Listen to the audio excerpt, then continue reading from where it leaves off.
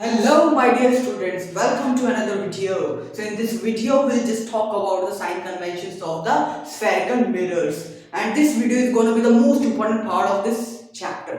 So हर video को आप most important कह देते हो, भैया इम्पोर्टेंट क्या है आखिर में। देखो इम्पोर्टेंट तो जो करा रहा हूँ वो सब है, लेकिन ये ज़्यादा ही खास है। This video is gonna be the more खास। ऐसा इसलिए है क्योंकि कोई भी न्यूमेरिकल लाइट चैप्टर का आप बिना साइन कन्वेंशन के नहीं कर पाओगे। इस वीडियो में हम साइन कन्वेंशन को डील करने वाले हैं। साइन कन्वेंशन से ही हम न्यूमेरिकल कर सकते हैं लाइट चैप्टर के। अगर न्यूमेरिकल करना है तो साइन कन्वेंशन को स्ट्रॉन्ग करना पड़ेगा, और बहुत आसान सी चीजें बिल्कुल लाजवाब तरीके से पढ़ेंगे, बेहतरीन तरीके से। कुछ नहीं है साइन कन्वेंशन में, लेकिन अगर ये छोटी छोटी गलतियां करोगे तो बड़े बड़े पछतावे होंगे। क्योंकि याद रहे, हमें जब ठोकर लगती है तो छोटे छोटे पत्थरों से लगती है, ना कि बड़े पहाड़ों से लगती है ठोकर। क्योंकि बड़े पहाड़ तो हम आंखों से देख लेते हैं, छोटे छोटे पत्थर ही हम आंखों से देख नहीं पाते हैं। तो छोटी छोटी गलतियों से सीखना होगा, क्योंकि छोटे छोटे पत्थरों से ही ठोकर लगती है, बड़े बड़े पहाड़ों से ठोकर नहीं लगती है। तो छोटी छोटी गलतियों से अगर सीखोगे तो बड़ी बड़ी गलतियां आपसे नहीं होगी। So if you wanna do better in your life, so buckle down, या फिर इसी को कहते हैं concentrate on small small things to deal with the big things. अच्छा, तो बहुत बकवास कर ली हमने, अब चालू करते हैं साइन कन्वेंशन को। देखो मैं बता रहा था, बिना इसके कोई भी न्यूमेरिकल आप नहीं कर पाओगे। थ्योरी की तो बात अलग है, लेकिन मैं आपसे हर बार यही कहूंगा कि जब भी लाइट चैप्टर का न्यूमेरिकल एग्जाम में चमके, क्या बोल रहा हूँ, जब भी लाइट चैप्टर का न्यूमेरिकल एग्जाम में चमके तो सबसे पहले साइन कन्वेंशन ध्यान में आना चाहिए। कुछ भी चीज लिखोगे हमेशा पहले साइन कन्वेंशन जरूर देखना उसका, कि वो प्लस का आएगा या माइनस का आएगा। ऑब्जेक्ट डिस्टेंस लिया है तो प्लस होगा माइनस होगा, image distance plus minus, focal length plus minus. जो भी चीज लिखोगे, इन्फॉर्मेशन जो भी गिवन होगी क्वेश्चन में, उसमें प्लस या माइनस जरूर चेक करना पड़ेगा। अगर नहीं करोगे प्लस माइनस से ही पूरा सवाल ही गलत हो जाता है, और ये बहुत गलती करते हैं बच्चे। ध्यान से देखना, आप भी करोगे गलती हो सकता है। तो इसलिए मैं आपको पहले अलर्ट कर रहा हूँ कि ये गलती आप बिल्कुल भी नहीं करना। क्योंकि अगर छोटी सी प्लस माइनस की वजह से अगर न्यूमेरिकल आपका गलत हो जाता है तो बहुत ज्यादा पछतावा होता है। सही में ना है तो इतना पछतावा नहीं होता, अगर छोटी सी गलती हो जाता है तो बहुत पछतावा होता है। तो बहुत बकवास कर देना, सही में बहुत बकवास करता ही हूँ मैं। तो अब स्टार्ट करते हैं साइन कन्वेंशन। क्या बोलेंगे हम इसको? Sign convention. साइन कन्वेंशन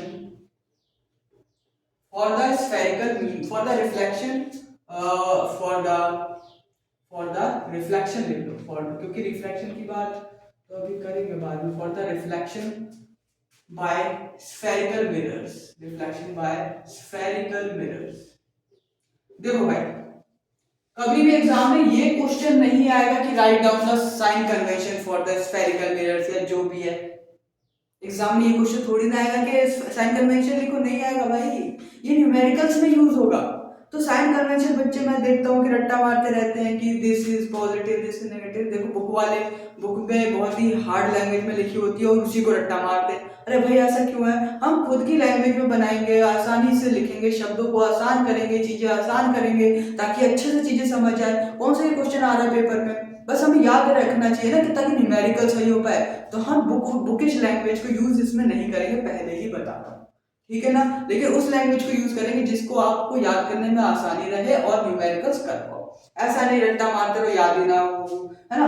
तो स्फेरिकल मिरर्स में क्या आ जाता है, कॉनकेव एंड कॉन्वेक्स दोनों आ जाते हैं। कोई से भी एग्जांपल से समझ लेते हैं, कॉनकेव मिरर बना देता हूँ, ठीक है। देखो कॉनकेव मिरर बना देता हूँ, पॉइंट वाइज इसको लिखेंगे वैसे हम। देखो कॉनकेव मिरर छोटा सा बना देता हूँ, क्योंकि काफी चीजें हमें लिखनी पड़ेगी यहाँ पे अभी। ये तो आपको पता होगा, ये क्या होता है, पोल, खोल, ये होता है सेंटर ऑफ कर्वेचर, ये होता है इसका फोकस। समझ में आई बात? बड़े मोहब्बत से, बहुत बड़े। अब देखो ये हो गया।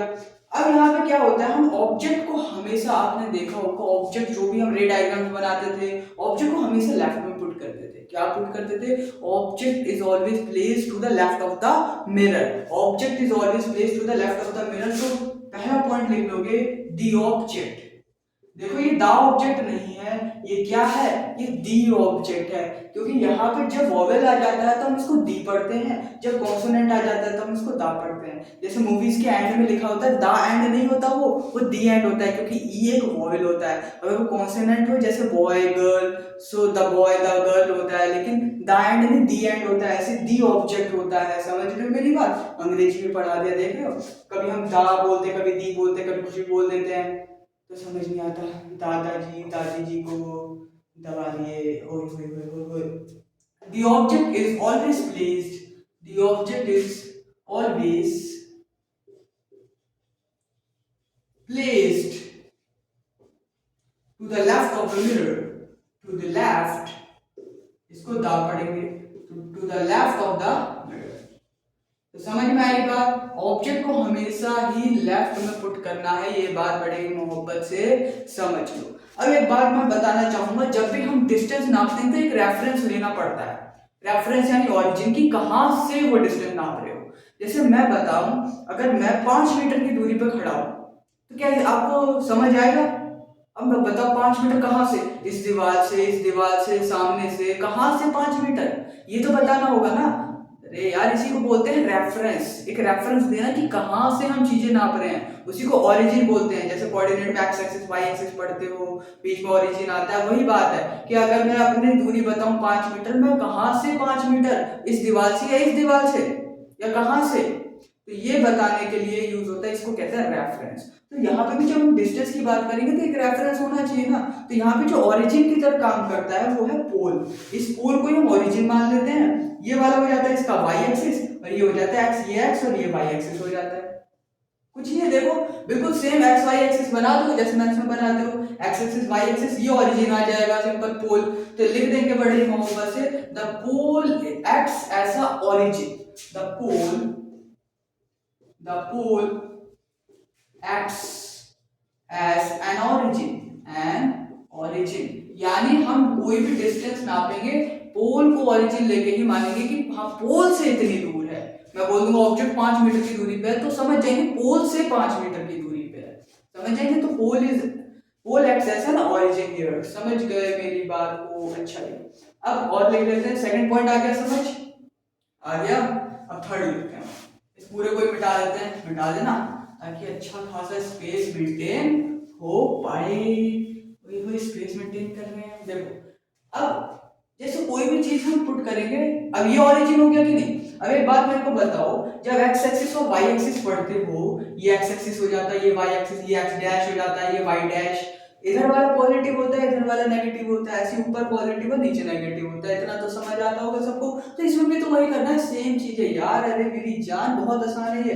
इधर वाला, अगर मैं कोई भी चीज इधर पुट करता हूँ, यानी कि कुछ भी चीज, कोई भी डिस्टेंस नापता हूँ, जो इस साइड हो वो प्लस की होगी, लेफ्ट साइड में हो तो माइनस की, क्योंकि लेफ्ट साइड में देखो ना माइनस होता है, ऊपर की तरफ क्या होगा प्लस, नीचे माइनस, बिल्कुल सेम इसी की तरह, कुछ अलग है ही नहीं। समझ गए? बहुत बढ़िया। देखो तो ऑब्जेक्ट को हमेशा लेफ्ट में पुट करते हैं तो ऑब्जेक्ट तो हमेशा उसका डिस्टेंस नेगेटिव ही होगा। चलो उसकी बात अभी करेंगे। तो हम सिंपल सा थर्ड पॉइंट लिख लेंगे, distance to the left of the pole. Distance, book इस लाइन में नहीं लिखेंगे, पता नहीं क्या लिखा रहता है। Distance to the left of the pole, left of the pole, ये क्या हो जाएगा, इस, यही लिख लो। लेफ्ट साइड में कैसा होगा, लेफ्ट देखो, इधर से देखो ये नेगेटिव होता है, तो डिस्टेंस लेफ्ट साइड वाला भी नेगेटिव ही हो जाएगा। ऐसे फोर्थ पॉइंट क्या लिख लोगे, डिस्टेंस टुवर्ड्स या फिर to the right of the pole, to the right of the pole is positive, is positive. समझ में आई बात? तो लेफ्ट वाला नेगेटिव, राइट वाला पॉजिटिव, ऐसे ऊपर वाला पॉजिटिव, नीचे वाला नेगेटिव। तो क्या लिखोगे, हाइट अपवर्ड्स या फिर height upwards and perpendicular to principal axis. Principal axis के ऊपर वाली हाइट को पॉजिटिव लेते हैं और नीचे वाली हाइट को नेगेटिव ले लेते हैं। जैसे इसमें पॉजिटिव ऊपर नेगेटिव नीचे होता है, तो ऐसे लिख लेंगे, height above principal axis, above principal axis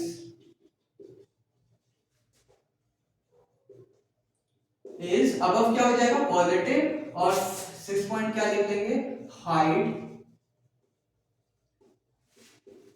below principal axis, below principal axis is negative. तो देखो लेफ्ट वाला नेगेटिव, राइट वाला पॉजिटिव, ऊपर वाला पॉजिटिव, नीचे वाला नेगेटिव, बस यही सब चीज समझनी है। पोल से हम चीजों को लेंगे, उसको ओरिजिन मान लेंगे। समझ में आ रही है बात? अच्छा, तो इसी पे हम कुछ चीज और बताते हैं। देखो ज्यादा कुछ है नहीं इसमें खास, लेकिन ये चेक करना होता है प्लस माइनस जब भी न्यूमेरिकल्स करोगे। न्यूमेरिकल्स का अलग ही वीडियो आएगा, बिल्कुल चिंता मत करो, अभी थ्योरी करा रहा हूँ अच्छे से, क्योंकि न्यूमेरिकल्स करने के लिए चीजें पहले समझ तो जाओ, फिर करेंगे ना न्यूमेरिकल अच्छे तरीके से। समझ में आ रही है बात? अब देखो हमेशा एक चीज याद रखना, मैं कुछ पॉइंटर बना के लिख देता हूँ यहाँ पे, पॉइंटर बना के लिख लो। पॉइंटर बना के ये लिख ले कि the object distance is always negative. क्या लिख दोगे? The object distance, object distance is always negative, is always negative. ऐसा क्यों होता है? अरे अभी तो मैंने बताया पहला पॉइंट ही कि object is always placed to the left of the pole, pole से लेफ्ट में पुट किया जाता है ऑब्जेक्ट को, तो भाई लेफ्ट वाली चीज तो नेगेटिव ही होती है ना, तो हमेशा उसको जो लेफ्ट में ही पुट किया जाता है तो ऑब्जेक्ट डिस्टेंस तो नेगेटिव ही होगा, पक्की बात। इमेज डिस्टेंस क्या होगा? वो डिपेंड करता है वो इधर बनी है इमेज या उधर बनी है इमेज, तो कहीं भी बन सकती है, लेकिन ऑब्जेक्ट डिस्टेंस हमेशा नेगेटिव होगा। अच्छा जी, तो फोकल लेंथ के बारे में कुछ चीजें लिख लेते हैं।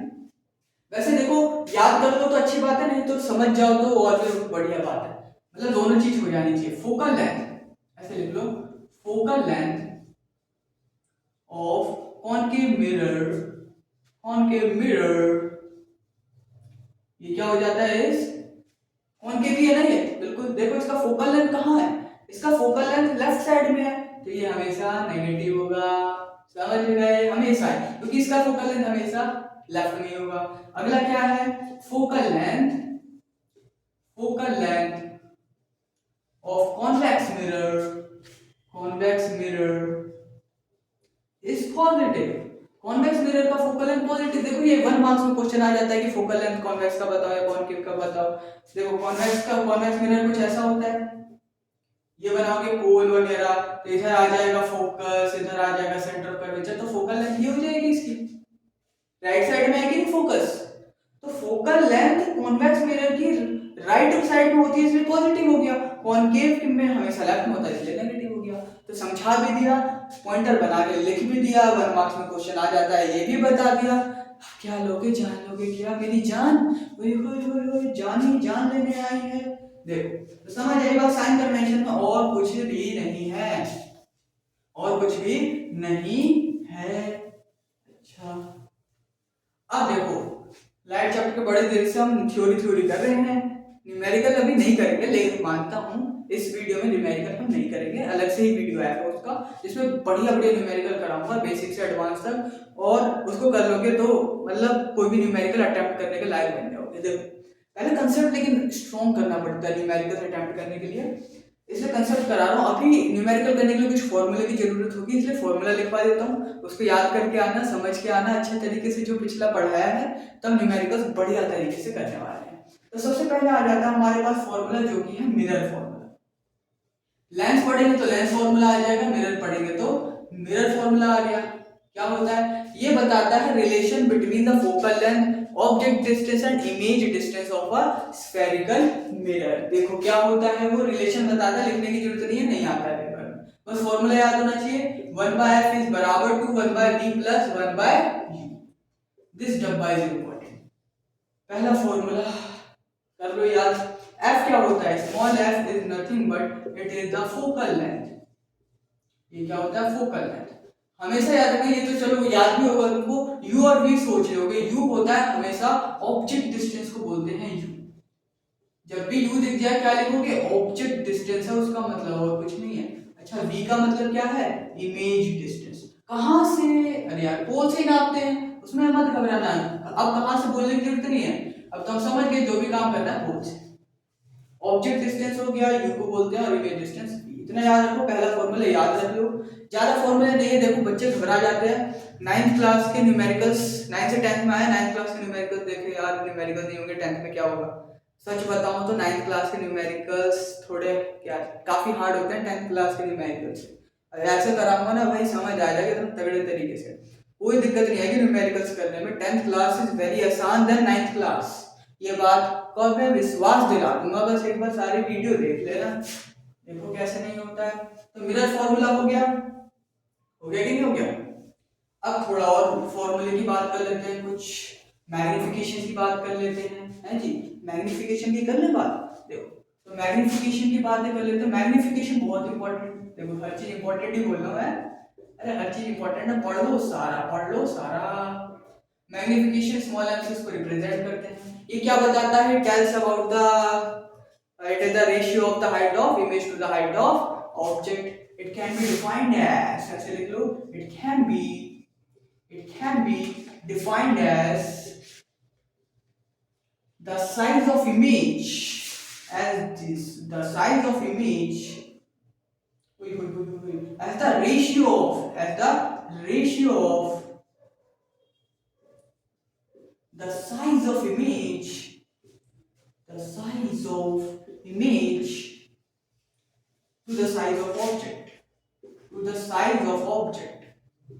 to the size of object. So magnification is defined as the ratio of the size of image to the size of object. Magnification को हम m से रिप्रेजेंट करते हैं, m का फॉर्मूला बन जाता है hi/ho। साइज ऑफ इमेज और साइज ऑफ ऑब्जेक्ट का रेशियो है, तो इमेज को पहले लिखना है, ऑब्जेक्ट को बाद में लिखना है। अगर ऑब्जेक्ट ऊपर लिख देते हो तो गलत हो जाएगा, समझ गए। एक फॉर्मूला और आता है मैग्निफिकेशन में, वो होता है इमेज डिस्टेंस और ऑब्जेक्ट डिस्टेंस का रिलेशन बताता है, -b/u होता है। ये याद रख लेना, लेंस फॉर्मूला जब पढ़ेंगे उसमें मैग्निफिकेशन में यहाँ प्लस हो जाता है, इधर माइनस हो जाता है, वो मिरर फॉर्मूला है ना, वहाँ लेंस फॉर्मूला में माइनस हो जाता है, ज्यादा फर्क नहीं आता है, प्लस माइनस का ही फर्क होता है। तो मैग्निफिकेशन के दोनों फॉर्मूले याद रखोगे, hi/ho एंड -b/u। देखो मैग्निफिकेशन का फॉर्मूला तो है इंपॉर्टेंट, लेकिन इससे छिपी बहुत हिडन जानकारी है जो कि बहुत ही अच्छे तरीके से याद होना चाहिए।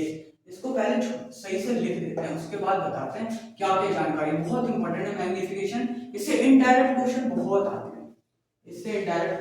आते हैं, और इससे काफी क्वेश्चन को टैकल कर पाओगे और मैग्निफिकेशन अच्छे से समझ लेंगे। तो मैग्निफिकेशन का फॉर्मूला छोटा सा यहाँ लिख देते हैं, hi/ho एंड -b/u। अब इससे छुपी जानकारी समझते हैं, तो ऐसे लिख लो, सम इंपॉर्टेंट पॉइंट्स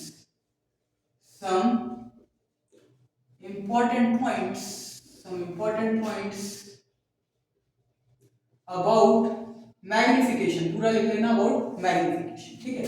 पहला पॉइंट क्या है, इफ मैग्निफिकेशन इज बराबर टू 1, इफ m इज बराबर टू 1, तो इसका मतलब क्या है, इट टेल्स, ये क्या बताता है, ये बताता है कि जो हाइट ऑफ इमेज इज बराबर टू हाइट ऑफ ऑब्जेक्ट, यानी size of image is always equal to the size of object if the magnification is equal to 1। अगर मैग्निफिकेशन 1 के बराबर हो जाता है तो हाइट ऑफ इमेज और हाइट ऑफ ऑब्जेक्ट क्या होता है, हमेशा बराबर होता है। तो हाइट ऑफ इमेज और हाइट ऑफ ऑब्जेक्ट अगर बराबर हो गया, दिमाग लगाओ, दोनों अगर सेम बन गए तो कट के 1 नहीं आ जाएगा क्या, अरे बता दो, अगर दोनों सेम हो गए तो कट के 1 ही तो आएगा। तो मैग्निफिकेशन 1 तभी हो सकता है जब इन दोनों की साइज सेम होती है। सेम कब होती है, याद रखो, जब हम सेंटर ऑफ कर्वेचर पे ऑब्जेक्ट रखते हैं तो सेंटर ऑफ कर्वेचर पे इमेज बनती है और उसका साइज सेम होता है, यानी वहां पे मैग्निफिकेशन उसका क्या होता था, 1 होता था। तो मैग्निफिकेशन यही बताता है कि इमेज जो बनी है ऑब्जेक्ट से बड़ी बनी है या छोटी बनी है या बराबर बनी है, और भी चीजें बताता है, वर्चुअल और रियल के बारे में बताता है, उसके नेचर के बारे में भी बताते हैं। तो पहला पॉइंट समझ आया, मैग्निफिकेशन का फील ये है, ये जो बता रहा हूं। सेकंड पॉइंट क्या बताओगे, if magnification is greater than 1, अगर 1 से बड़ा हो मैग्निफिकेशन, तो ये क्या बताएगा, मैग्निफिकेशन 1 से बड़ा कब आ सकता है। देखो मैग्निफिकेशन एक रेशियो, ये एक फ्रैक्शन समझ सकते हैं कि ऊपर h है नीचे h है, ये 1 से बड़ा कब हो सकता है, जो ऊपर वाला नीचे वाले से बड़ा, ऊपर वाला कोई भी नंबर, कोई भी फ्रैक्शन मान लो इस दुनिया का जिसमें ऊपर वाली डिजिट बड़ी हो नीचे वाली से, मान लेते हैं ऊपर 100 है नीचे 40 है, कुछ भी मान लो, जरा इसको डिवाइड करना, 1 से तो बड़ा ही आएगा, कोई भी नंबर मान लो ऐसा, ऊपर बड़ा होना चाहिए नीचे छोटा होना चाहिए, डिवाइड करोगे तो 1 से तो बड़ा ही आएगा। तो यानी अगर मैग्निफिकेशन 1 से बड़ी है तो मैं कह सकता हूँ ना, ऊपर वाला बड़ा होगा नीचे वाला छोटा होगा, यानी इस केस में height of image must be greater than height of object. Height of image हमेशा हाइट ऑफ ऑब्जेक्ट से बड़ी बनेगी। अच्छा, थर्ड केस क्या आ जाएगा, if magnification is less than 1, तो क्या आ जाएगा, उल्टा हो जाएगा, height of image is also less than height of object. अच्छा, अगर मैं इसको फ्रैक्शन को मुझे 1 से छोटा करना है तो इसको उल्टा कर दो, 40/100 कर दो मान लो। नीचे अगर बड़ा नंबर आ जाए, ऊपर अगर छोटा नंबर आ जाए, इसको डिवाइड करके देख लो भाई, 1 से छोटा है, 0 पॉइंट समथिंग आएगा, 1 से तो छोटा ही आएगा, अगर नीचे बड़ा है तो ऊपर छोटा है। तो अगर ये मैग्निफिकेशन 1 से छोटा चाहिए तो height of image must be lesser than the height of object. तो ये 3 चीज तो बता दिया। अब बहुत सारी चीज बताता है, फोर्थ क्या बताता है, देखो ये तो 1 से रिलेटेड हो गया, अगर मैग्निफिकेशन 1 तो हाइट ऑफ इमेज और हाइट ऑफ ऑब्जेक्ट बराबर, अगर 1 से ज्यादा तो इमेज की हाइट बड़ी हो जाएगी, अगर 1 से कम तो इमेज की हाइट छोटी हो जाएगी। इसको हम क्या बोल देते हैं, इसी चीज को हम बोल देते हैं एनलार्ज। कि वो इमेज एनलार्ज है, इसको क्या बोल देते हैं, डिमिनिश्ड बनी है इमेज, क्या बनी है, डिमिनिश्ड बनी है। अच्छा जी, और भी चीजें बताता है मैग्निफिकेशन, बहुत इंपॉर्टेंट है। इफ मैग्निफिकेशन इज पॉजिटिव, अगर ये पॉजिटिव है, ये क्या बताता है, ये बताता है जो इमेज है वो वर्चुअल है, और वर्चुअल के साथ इरेक्ट आता है, यानी इमेज वर्चुअल एंड इरेक्ट है। याद रखना, साइन भी बताता है इसका कि image is virtual and erect. में शॉर्ट में लिख रहा हूं, तुम पूरे में लिख लेना, image is virtual and erect, image is virtual and erect होगा अगर मैग्निफिकेशन का साइन प्लस का आ जाए। फिफ्थ पॉइंट क्या है, इफ मैग्निफिकेशन इज नेगेटिव तो इमेज क्या होती है, image is real and inverted, real and inverted. Note करो इसको अच्छी तरीके से, अभी और भी चीज आएंगी। मैग्निफिकेशन से बहुत तगड़ा फील है छुपा हुआ है इसमें, और इनडायरेक्ट क्वेश्चन बहुत आते हैं इससे, समझ रहे हो ना। तो मैग्निफिकेशन ये समझो, एक और चीज बताता हूँ बहुत बेहतरीन, 5 पॉइंट लिखते हैं और भी पॉइंट अपने इसके लिखेंगे, यही चल रहा है टॉपिक, कोई नया टॉपिक नहीं। देखो अच्छे तरीके से देखो, फोकस बिल्कुल यहीं का होना चाहिए, नहीं तो तुम्हारा फोकल लेंथ चेंज कर दूंगा मैं। देखो अच्छा, मैं याद करूँ एक वीडियो ऐसी थी प्लेन मिरर वाली, जिसमें मैंने बताया था आपको एक चीज कि the magnification of plane mirror is +1, और मैंने ये बात आपको बताई थी कि जब हम मैग्निफिकेशन पढ़ेंगे तो उसका फील जरूर लेंगे, उसका फील हम जरूर लेने वाले हैं, मैग्निफिकेशन का फील हम जरूर लेने वाले हैं। समझ गए मेरी बात को, समझ गए कि नहीं। So magnification of the plane mirror is +1, ये क्या बताता है, मैग्निफिकेशन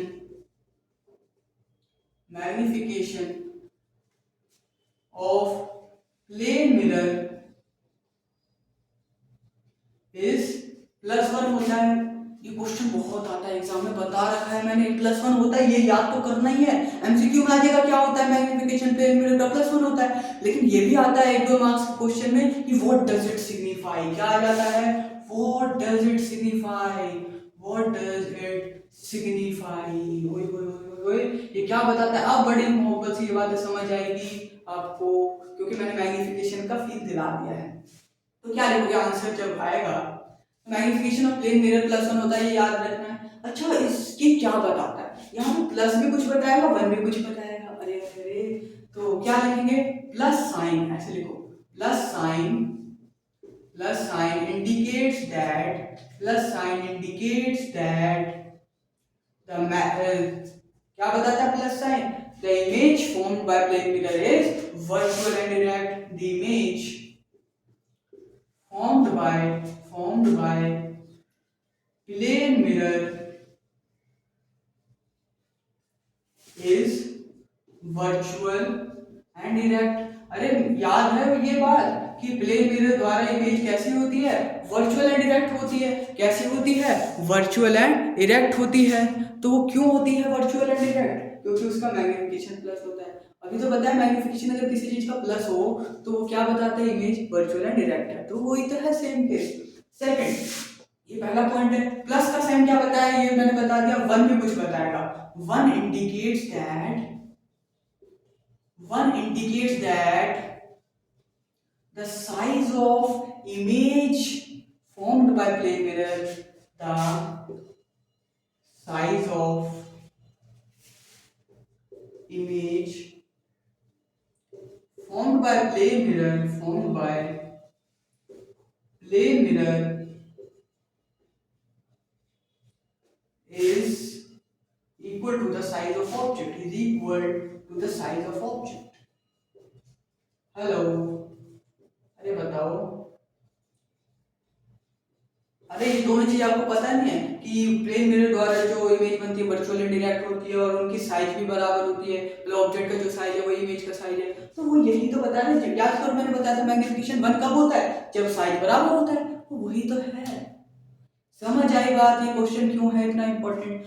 कुछ रिमाइंडर और कुछ पॉइंटर्स और दूंगा, उसके बाद मैग्निफिकेशन से इससे बाहर क्वेश्चन फिर कभी नहीं आएगा। देखो सब चीज बतानी तो पड़ेगी ना, तभी तो मैं कह सकता हूँ पूरे कॉन्फिडेंस के साथ कि इससे बाहर कुछ भी नहीं आएगा। तो उसके लिए बताना तो पड़ता है, उसके लिए टाइम तो लगता है। अरे मेरी जान, समझ आया कि नहीं। देखो अब कुछ पॉइंटर्स और कुछ चर्चा मैंने करके रखी है पहले, लेकिन इनडायरेक्ट वे में कैसे क्वेश्चन आ जाता है ये बता। तो एक और पॉइंटर लिखो इसी में मैग्निफिकेशन में, इफ मैग्निफिकेशन इज पॉजिटिव, ऐसे लिखो, if magnification is positive, if m is बराबर to positive and greater than 1 and greater than 1, greater than 1 लिखा है वो समझ लो ना, greater than 1, then it is concave mirror. कौन सा मिरर होगा वो, कॉनकेव मिरर होगा। अरे समझ में आई मेरी बात, मैग्निफिकेशन प्लस का हो और 1 से बड़ी हो। अरे कल ही तो बताया था मैंने रे डायग्राम में, जो बताया था पिछले वीडियो में कि मैग्निफिकेशन प्लस का क्या बताया था, वर्चुअल होगी, और 1 से ज्यादा का मतलब अभी क्या बताया, एनलार्ज्ड बनेगी। तो ऐसा कौन सा मिरर होता है जिसमें वर्चुअल भी हो और एनलार्ज्ड भी हो, वो कॉनकेव होता है। लेकिन इनडायरेक्ट वे में क्वेश्चन ये भी आ सकता है कि मैग्निफिकेशन पॉजिटिव हो और ग्रेटर देन 1, अरे ये बता रहा है वर्चुअल और ये बता रहा है एनलार्ज्ड। समझ रहे हो मैं क्या कह रहा हूँ, इनडायरेक्ट क्वेश्चन कैसे आता है कि मैग्निफिकेशन पॉजिटिव हो यानी वर्चुअल और ग्रेटर देन 1 यानी एनलार्ज, तो वो कॉनकेव मिरर में ही होता है। 6th केस याद करो, शुरू के 5 केस में रियल बनती थी, लास्ट वाला केस में वर्चुअल बनती थी। नेक्स्ट रिमाइंडर क्या याद रखोगे, इफ मैग्निफिकेशन इज पॉजिटिव हो, ये पॉजिटिव हो, एंड लेसर देन 1, अगर 1 से छोटा हो जाए, and lesser than 1, then it is a convex mirror या convex mirror। अब देखो फिर से मैंने ये बात आपको बताई थी कि वर्चुअल इमेज पॉजिटिव क्या बता रहा है, वर्चुअल, दोनों में ही वर्चुअल है, लेकिन इसमें ग्रेटर है यानी एनलार्ज, इसमें स्मॉलर है यानी कि डिमिनिश्ड। तो वर्चुअल इमेज और एनलार्ज कॉनकेव में बनती है, और वर्चुअल और स्मॉलर यानी लेसर, छोटी, डिमिनिश्ड, ये किस में बनती है, कॉन्वेक्स में। पिछले वीडियो में भी बताया था, लेकिन इस वीडियो में मैग्निफिकेशन द्वारा कैसे क्वेश्चन फ्रेम हो सकता है ये भी मैंने आपको बता दिया। और क्या आ सकता है, if magnification is negative, magnification क्या हो जाए, नेगेटिव, देन अब वो ग्रेटर देन 1 हो, लेसर देन 1 हो, उससे कोई फर्क नहीं पड़ता। अगर मैग्निफिकेशन नेगेटिव आ गया, देन इट इज अ कौन सा मिरर, बताओ, it is a concave mirror, वो हमेशा कॉनकेव मिरर ही होगा अगर नेगेटिव हो जाए तो, क्योंकि नेगेटिव साइन क्या बता रहा है, रियल एंड इन्वर्टेड इमेज बन रही है, और रियल एंड इन्वर्टेड तो हमेशा कॉनकेव में बनती है, कॉन्वेक्स में तो कभी रियल बनती ही नहीं है। तो भाइयों और मेरी बहनों, शेर और उनकी शेरनियां, क्या ये वीडियो पसंद आई? पसंद आई तो कमेंट सेक्शन में बताओ, और नहीं पसंद आई तो वो भी बताओ हम अपने आप को कैसे इम्प्रूव करें ताकि आपको एक बेटर से बेटर, बढ़िया से बढ़िया प्रोडक्ट मिल सके। जितना बताओगे कमेंट सेक्शन में इम्प्रूवमेंट करेंगे हम, और उससे बढ़िया प्रोडक्ट देंगे और आपको ही फायदा होगा उससे। तो देखो मैग्निफिकेशन हमने पढ़ा दिया, मिरर फॉर्मूला बता दिया, साइन कन्वेंशन बता दिया, इतने तगड़े तरीके से बताया, इससे बाहर कुछ भी आने वाला नहीं है। समझ गए? बहुत बढ़िया। बंद करें वीडियो को, अरे बंद कर दें।